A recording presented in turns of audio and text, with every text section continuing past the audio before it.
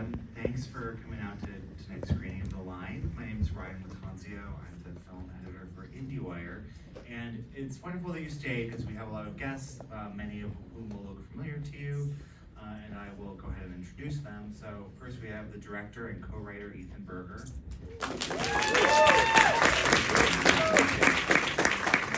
Actress Austin Purnell. Chloe Mitchell. And Nick Basile. Hello everyone. So this is a very powerful movie, but it's also a long gestating one because you kind of started writing this in, I think around 2012, and then casting sort of began in 2018, 2019. Production was to begin in 2021. Then there was a COVID and the shutdown and had to restart. Then it was at Tribeca in 2023. Now it's finally in theaters for all of you to see. Did you feel like it was? How did you keep the faith through all of that? Is that difficult? It was really difficult, but this is what I want to do, and I know like how hard it is to make a movie, and I also kept seeing things in the news happen that were eerily similar to what we had written, and that kept me motivated and kept me feeling like this was a story that needed to be told. And yeah, but it was a long process. We wrote the first draft in 2012, as you said, so it took a while. Well, yeah, for the actors, like maybe Austin, if you want to start, given the sort of journey the movie's been on, when was the last time you watched it? Last night. But no, before that, I guess like, yeah, I mean, a year ago we had a premiere in Tribeca, and then before that, Ethan had sent me a cut before our initial Tribeca premiere, I think. But I saw some earlier versions, and it's had a lot of iterations. The scripts, also the cut. We added some new music for this one, so this version is new compared to Tribeca. Yeah, it's just been a long time coming, and I'm glad that the integrity has stayed intact for over 10 years, which is a testament to Ethan's writing. So. I was gonna add, I got a pitch deck for it like 5 years ago, and it was called Pledge Then, and the script I read then, it changed a lot from the script I read and when we shot. So, and it was just, I think, again, testament to Ethan and Alex working on keeping it, like relative and grounded. And as I think, Ethan and Alex kind of got older and experienced more things, they added more meat to it. So yeah, when we showed up, it was ready to go. And like Austin said, it's gotten better every cut. I remember thinking at Tribeca, like, oh, this is great, it's done. And then they fine-tuned even more now. So really excited for that too. Well, Nick, you have an interesting story because you're a former brother of a fraternity that served as a source of research for the movie. So, we'd love to hear about that. Yeah, it's crazy. I was a senior at South Carolina and woke up one day to a text in my fraternity's group chat offering the opportunity to show Alex and Ethan Berger around because they were looking to do some insight for their movie. And I did it. I hadn't acted much, but hopped on because I knew like Alex from the Naked Brothers, and I just thought it'd be cool. And it ended up snowballing into me auditioning and landing a supporting role 7 days before filming, I think. 3 days before my senior year of college, my last semester of my senior year of college started. And you graduated. I did. I graduated. Dropped my classes. Mom freaked out. Finished later on, but yeah, I got to do this movie, and it was so cool to act in it because I hadn't acted much, but also to contribute like to something that of this magnitude was just so special. Yeah. Well, I just wanted to say that my flight was canceled that day, and so Alex spent the whole day on his own with Nick and Mason and Sal, who were in the movie. And that was, I think, they became friends over the course of that day, and I showed up the next day and had an opportunity to meet them, and they we told them about the movie, and the messaging resonated with them, even though they're in a fraternity and they chose to be in it, and I'm grateful for them. Well, Ethan, the movie also started for you. You had, I think it was an 8-hour recorded interview with your story writer, Zach Prideaux, who was also a former member of SAE, this South Carolina fraternity that inspired the movie. How harrowing was that? What revelations came out of that call? Well, we talked to, Zach was my roommate in New York. He moved my friend moved out to go live with his girlfriend, and Zach, who I didn't know, moved in his room. And we started talking about the fraternity casually, and then when we decided we wanted to write the script, we kind of gave him the premise of our fictional story, and then just like videotape him answering a ton of questions, and that we thought were relevant. And nobody died during pledging at Zach's fraternity, but 6 people in his fraternity died over his 4 years there. And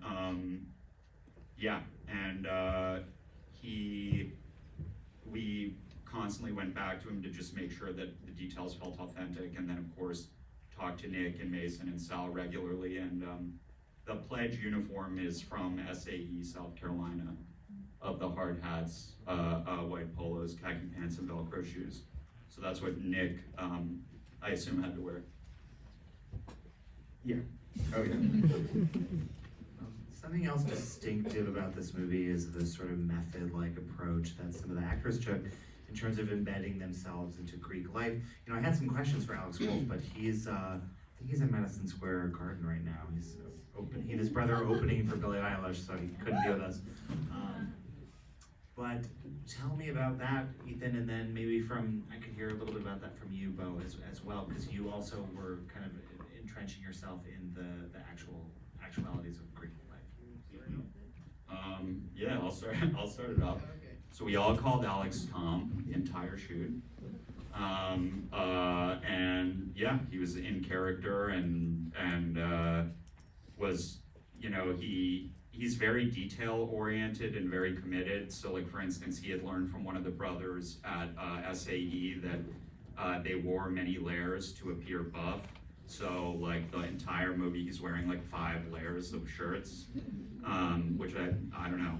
And then Austin is also approaches things in a similar way, and him and Bo didn't talk the entire shoot, which and until they got to the airport the last night or last day, right? Something like that. I just want to say, I didn't know that Alex did not have a Southern accent until a year after we shot. It's really He great. didn't. He just copied it from someone. It's some guy. He won't.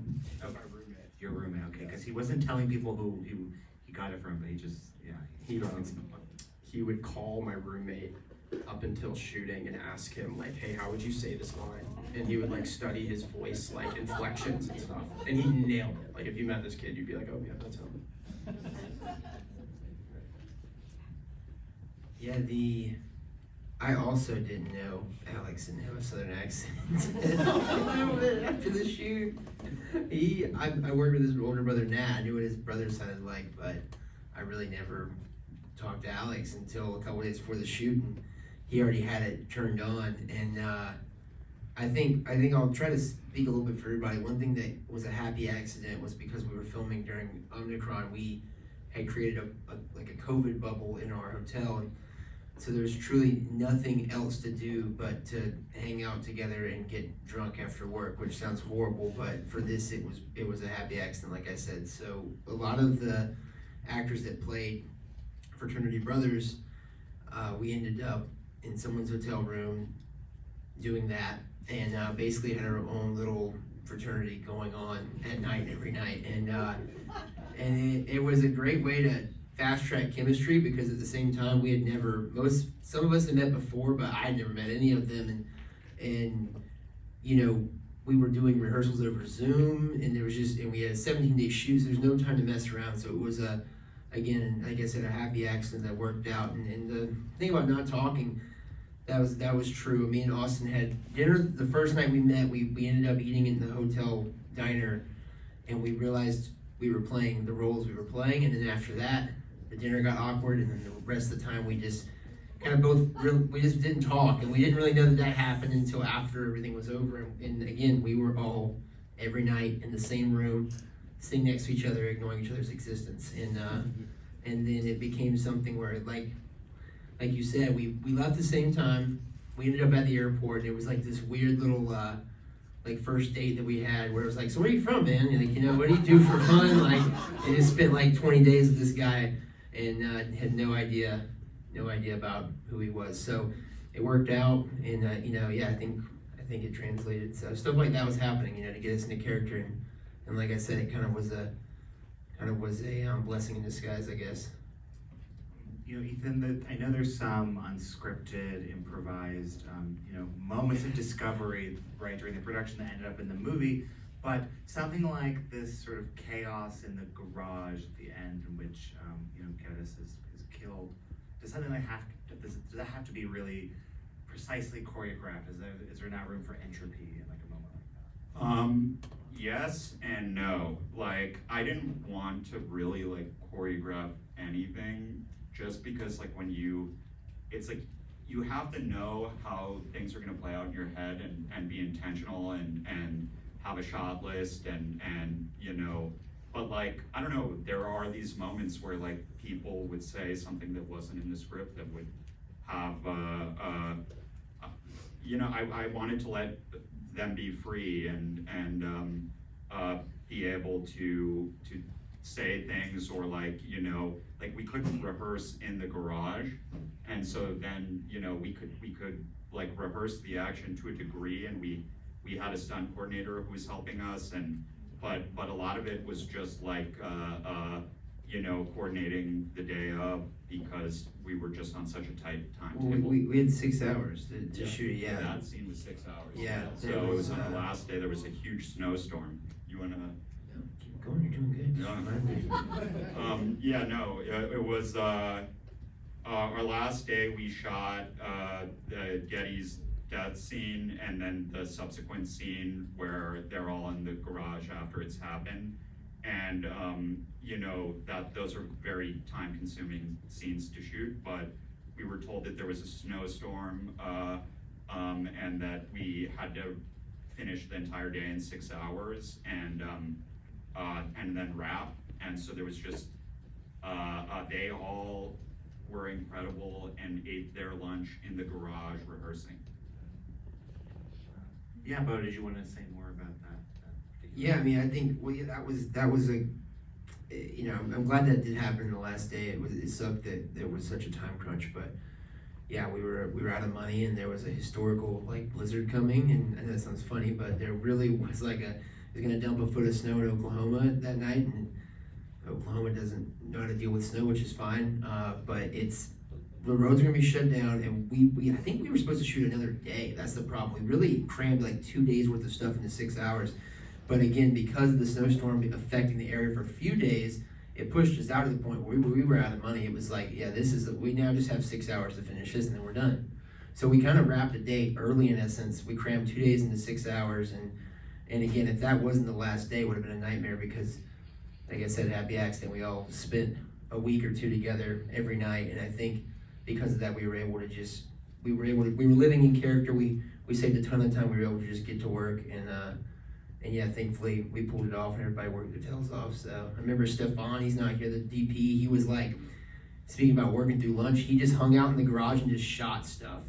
Like, and even the inserts of the mounted animals, he was just hanging out in the room shooting, because those were all at the same place, obviously, and he was just hanging out shooting inserts like all day, trying to just cram in every second he could get and make it worth it.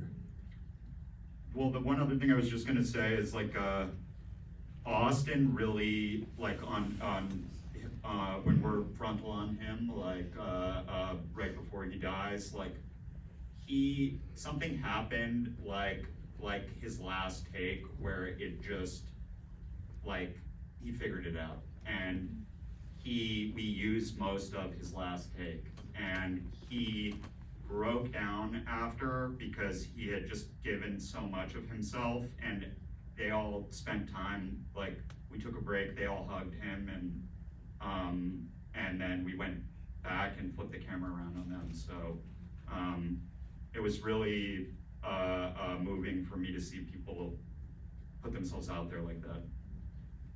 Nick, I wanted to ask, not just in terms of your performance, what context from your experience you brought to the movie, but as I understood, you also were working with the production designer and the crew to really try and bring authenticity to the hazing rituals. So I wonder if you could say more about that. Yeah, no, I talked to the costume designer Akua beforehand a lot, brought some of my own clothes, which was like all scattered throughout the cast. I got most of it back.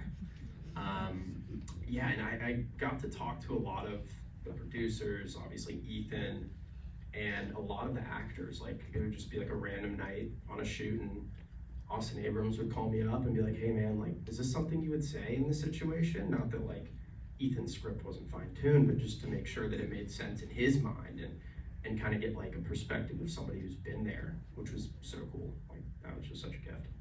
Yeah. Ethan, something from your days at Wesleyan that made it into the movie are, well, this thing called Hell Week that is really concentrated hazing rituals over a week-long period. And you heard the song Blue by Aqua being played like ad infinitum while you were at school. I wondered how that made it into the movie. And do you have to contact the band? Is there a situation where you have to get rights for Yeah, that? we had to get rights for that song, and it's exactly as you said. When first of all, at Wesleyan, I went to Wesleyan with Austin Bernalla here, and Aku, our costume designer, Ted, our editor, Stefan, our DP, who else was there? And Adam Paulson, our producer, and Ram, our main financier, who was in my year. But in Ram's fraternity, Beta Theta Pi, during Hell Week, and I lived next door, they played I'm Blue, that song, for the entire week and had the pledges living there. So I'd walk by it and hear that song blasting. And I also was in a society in college, which I think is kind of just as problematic, and the new members thing is basically based on my experience in those meetings. So yeah. Well, knowing that you went to Wesleyan together, Austin, do you have similar kind of memories of this? I do. Coming from, I went to like a prep school for high school, so coming to Wesleyan, I thought I would like escape that because it's super liberal and crunchy. But then two of my friends freshman year were like, we're gonna pledge for there's a couple black frats on campus, and there's only like 10 black men in my class total out of like 700 people. So the people that pledge, they just kind of disappear, and you just like don't see them for the rest of school, and that's exactly what happened. So I was like thinking about pledging. My father was in a fraternity, but that was like, if my best friend is disappearing for the rest of school, I don't want to do this. Like, there's not enough of us to justify this. So I was just kind of like, do I start my own? I was just like, I came to college with this expectation. I'm like, oh, like maybe if I pledge, I'll get these connections. But like honestly, not doing that was a good idea. Yeah, I have a similar experience, and my father had a similar experience. Yeah, so I get it. Well, I'm sure that there's some questions in the audience. I don't know, is there a microphone going around, or, okay, so just use your, be sonorous with your voice. Okay, so here's someone in the dark top, raise, yes, you, yes. What inspired Annabelle's character? What what? Yeah, so the casting, the inspiration behind it, kind of like the motive, because I know, what was the main character, he was kind of like attached to her, but she was like, this is just a play. So was that based off of like a real life scenario, or was that just throwing into a plot? I think what we wanted, Annabelle to me, I feel like Tom is attracted to her because she's not a conformist, and she questions institutions and the professor in the first scene, and I think that she also does what he's incapable of doing, which is just remove herself. Like she doesn't get caught when he tries to confess to her. and like bring her in on the whole thing. She's like, no, like, and I also think there's like double standard for like men and women in film. Like she even like she doesn't she's consistent the whole time, you know what I mean? She says that she's only looking to hook up and that's what she's interested in, and like I also feel like her character, like, yeah, like she has agency, you know, like she's not there to accommodate him. I feel like a really crucial scene between the two of them is when she asks him about his father, and he says he passed away, and you realize right there and then, first of all, that nobody in his fraternity has ever asked him anything about his family. And then he thinks that she's pausing to be sensitive to him when she's just trying to think of her response as to how she feels about her father. And I feel like that moment like prefaces the "we've only fucked twice" at the very end. And yeah, she's just living her life, and I think that he, you know, he likes her because he lacks those qualities. Well, how did Halle Bailey fit into this environment of men who are like not talking to each other, or they're impersonating fraternity brothers, or they are former ones? You know, she's of a different element. Obviously. Yeah, totally. She was amazing, like absolutely amazing. She got to watch a movie last night with her brother and mom, and they all had a really strong response to it. And you know, she didn't have to do this, like, and she chose to because she agreed with the messaging and liked the script, and you know, she came out to Oklahoma with her cat. She's incredibly like low key, and she, you know, one of the things I remember is her first day of shooting, she looked over at Angus Cloud and was like, "My mom is obsessed with you," and we were all kind of confused because like we were like, "What? Her mom watches Euphoria?" Like, but she was just incredibly just talented and kind person, and I'm lucky to know her. This is this is the late Angus Cloud's last film, right? There were a couple that kind of trickled out after he died, but everyone from the cast of the crew just always speaks really eloquently about him. I mean, I'll let them tell stories too, but he was an incredible guy, and he, you know, had I don't know, he was just he was so tasteful. Presence. Presence. Yeah, so he was so present, like, so he was with whoever he was with, and treated everybody with kindness. I don't know, you guys Just like regaled us with stories. The 2 days that I hung out with him, he just had the most incredible stories. He had like the entire cast just like wrapped. He is like that guy. Truly. I really miss him. Even though like impact. No, truly, like I'm not just saying that about this guy. He's like never met a guy like that. Genuinely, just so genuine. It was my first movie, and I was definitely overwhelmed, like, at the situation. And he, you know, he was plucked off the street, I think, for Euphoria. And I'm sure he had similar feelings when he first started. And he would pull me aside and be like, "Yo, you're great. Like, dude, just," he'd give me great advice, and he genuinely meant it. And yeah, it's just crazy. It's just, you know, horrible. Yeah, I was just gonna say everyone's right. I think too, behind the scenes in the industry, you meet a lot of people that, you know, sometimes don't live up to what they are on screen. You know, I'm just being honest with y'all.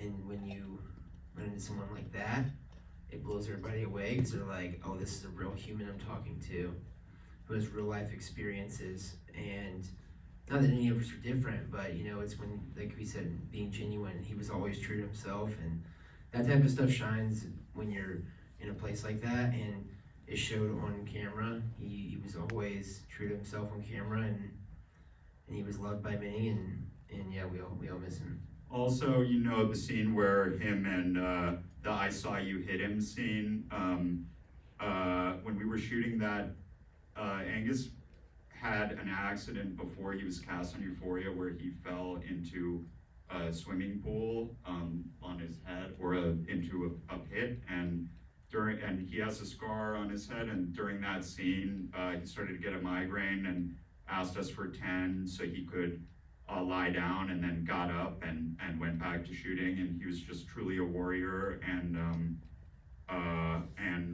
a really special person. Thank you guys for sharing all that. Sorry, I know I'm supposed to let other people ask some questions, so there is another one in the corner.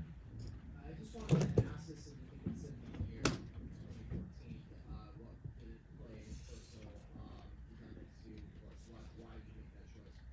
Yeah, so he asked why we chose to begin the movie in 2014, and it's because it's before Trump, and we didn't want Trump to overwhelm. We felt like Trump would be such